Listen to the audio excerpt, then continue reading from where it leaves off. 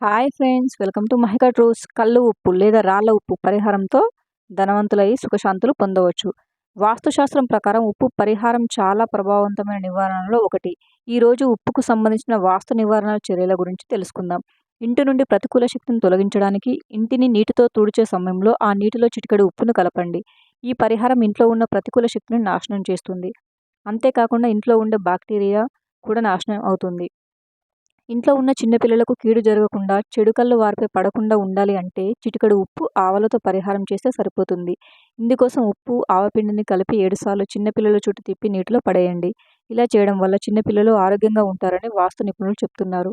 ఇంట్లో ప్రతికూల శక్తి ఉన్నప్పుడు ఆ ఇంట్లో నివసించే సభ్యుల ఆర్థిక పరిస్థితి బలహీనంగా ఉంటుంది. అంతేకాదు అనేక రకాల వ్యాధులు కూడా వచ్చే అవకాశం ఉంది.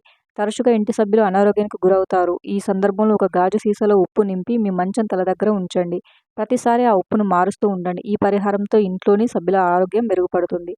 మనలో చాలామంది ఆర్థిక సమస్యలతో బాధపడుతూ ఉంటారు. అలాంటి వారు రాత్రిపూట ఎవరికి తెలియకుండా ఉప్పుతో ఈ పరిహారం చేస్తే చాలు.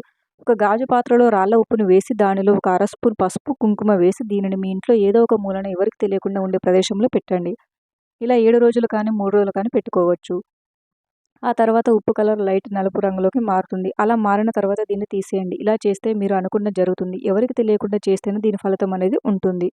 అయితే కొంతమంది ఇంటికి లక్ష్మీదేవి కటాక్షం ఎక్కువగా ఉన్నా కానీ అలా వచ్చిన డబ్బు ఇలా వెళ్ళిపోతుంది. మరి అలాంటి వారు ఈ పరిహారం పాటించండి. ఒక కొత్త కుండను తీసుకొని ఒక న్యూస్ పేపర్లో ఉప్పు తీసుకొని ఆ కుండని దానిపై పెట్టండి. మీకు బయట నుంచి వచ్చిన డబ్బు ఏమైనా ఉంటే ఆ కుండలో వేయండి. ఒక రాత్రి గడిచాక మీ డబ్బులు తీసుకెళ్లి మీ బీరువాలో పెట్టండి. అప్పుడు మీ డబ్బు ఖర్చవ్వకుండా నిల్వ ఉంటుందని జ్యోతిష నిపుణులు అంటున్నారు. అలా 3 నెలల వరకు చేసి ఆ తర్వాత ఆ ఉప్పును తీసుకెళ్లి పారుతున్న నీటిలో వేయండి. దీని తర్వాత ఉప్పు కరిగిపోతుంది. మీకు డబ్బు ఆదా అయి కోటీశ్వరులు అయ్యే అవకాశం ఉంది. వాస్తు దోషాలు తొలగించడానికి ఉప్పుకు సంబంధించిన కొన్ని నివారణలు చాలా ప్రభావవంతంగా ఉంటాయి. వాస్తు దోషం పోవాలంటే గాజు గిన్నెలో ఉప్పు వేసి ఇంటి మూలన పెట్టాలి. ప్రతి నెల ఈ ఉప్పును మార్చండి. పరిహారం ఇంట్లో ఆనందం, శాంతి, శ్రేయస్సును తెస్తుంది. దీంతో ఇంటి వాస్తు దోషాలు కూడా తొలగిపోతాయి. మానసిక ఒత్తిడి, నిద్రలేమి, బద్ధకం, అశాంతి ఉన్నవారు స్నానం చేసే నీటిలో చిటికెడు ఉప్పు వేసి స్నానం చేయాలి. ఇలా చేయడం వల్ల అనేక సమస్యలను పరిష్కరిస్తుంది.